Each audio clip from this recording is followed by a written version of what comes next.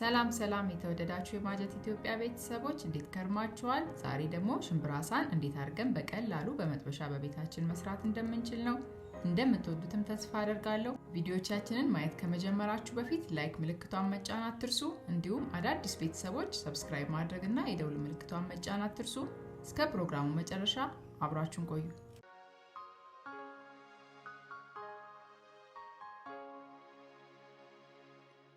ይህንን ሽምብራሳ ለማዘጋጀት የሚያስፈልጉን ግብአቶች 3 ኩባያ የሽምብራ ዱቄት፣ 3 የሾርባ ማንኪያ ዘይት፣ ውሃ፣ 1 የሾርባ ማንኪያ የተፈጨ ዝንጅብል፣ 1 የሾርባ ማንኪያ የተፈጨ ነጭ ሽንኩርት፣ 1 የሻይ ማንኪያ ከሙን፣ 1 የሻይ ማንኪያ ጨው፣ ግማሽ የሻይ ማንኪያ ሮዝመሪ ናቸው። ስራችንን ስንጀምርም ጎርጎድ ባለ ሳህን ውስጥ የሽምብራ ዱቄቱን እንጨምረዋለን።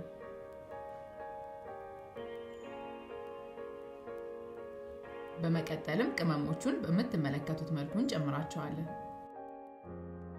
ዘይትና ውሃ ጨምረን አንድ ላይ በደንብ አድርገን እናቦከዋለን።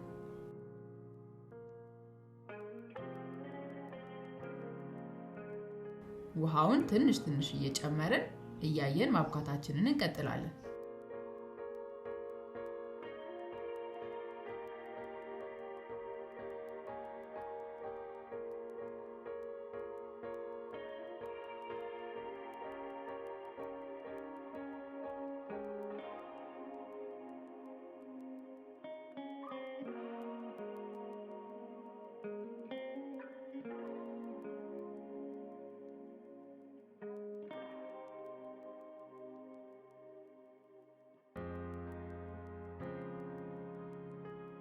በምስሉ ላይ የምትመለከቱትን አይነት ይዘት ሲኖረው አሁን በቅቶታል ማለት ነው።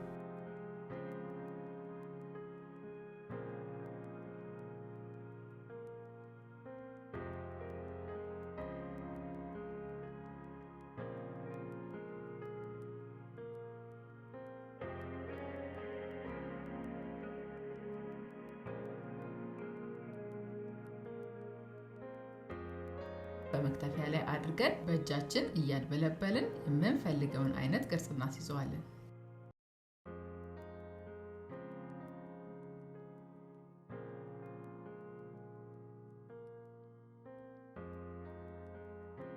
በመቀጠልም በቢላዋ ሳሳ አድርገን ሁሉንም እኩል እንቆርጣቸዋለን።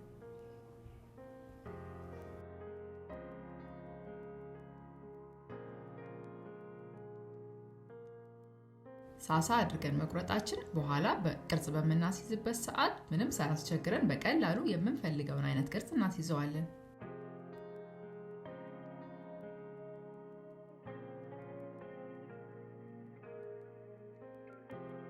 እንደምትመለከቱት አንድ በአንድ እያነሳን ቅርጽ እናስይዛቸዋለን።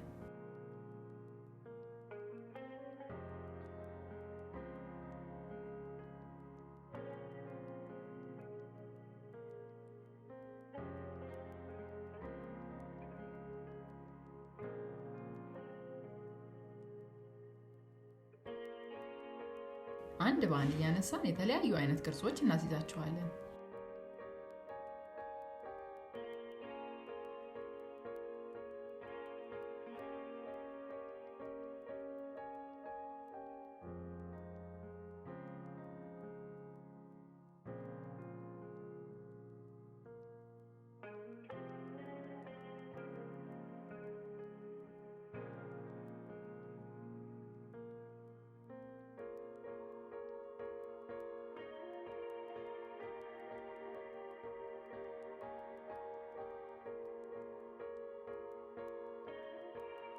ሽምብራሳን እንግዲህ በምንፈልገው አይነት ቅርጽ እያደረግን የተለያዩ አይነት ቅርጾችን መስራት እንችላለን።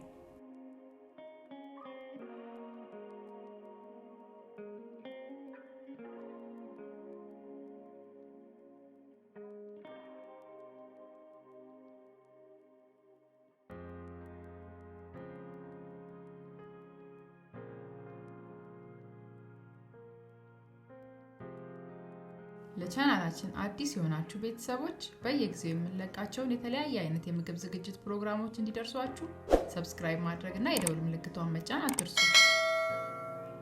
እንዲሁም ሐሳብ አስተያየት ካላችሁ በሐሳብ መስጫ ሳጥን ውስጥ አስቀምጡልን።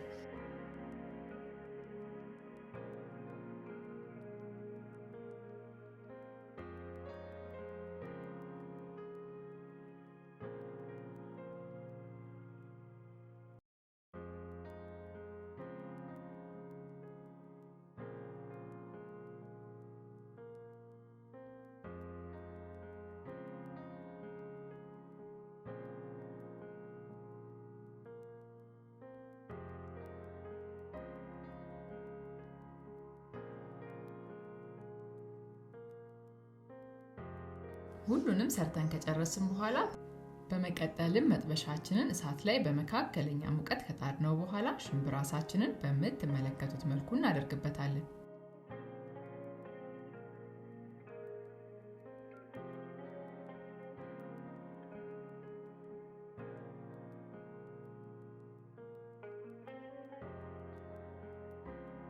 ለ5 ደቂቃ ያህል በምትመለከቱት መልኩ ካበሰልነው በኋላ እንገለብጠውና የላይኛውን ክፍል ደግሞ ለ3 ደቂቃ ያህል እናበስለዋለን።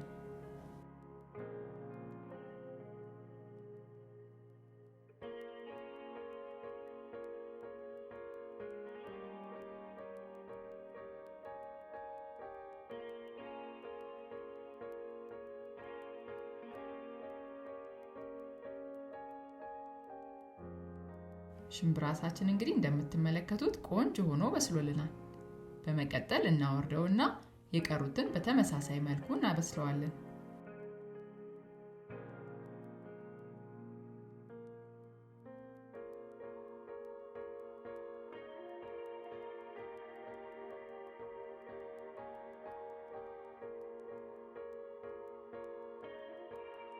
እንግዲህ እንደምትመለከቱት በአጭር ደቂቃ ውስጥ ይህን የመሳሰለ ሽምብራ አሳ ሰርተን ጨርሰናል። ሽምብራ አሳን እንግዲህ ፍሬሽ የሆነውን ነገር በቤታችን እንዲህ በቀላሉ ሰርተን ካስቀመጥን በኋላ በመንፈልግበት ሰዓት እያነሳን መጠቀም እንችላለን።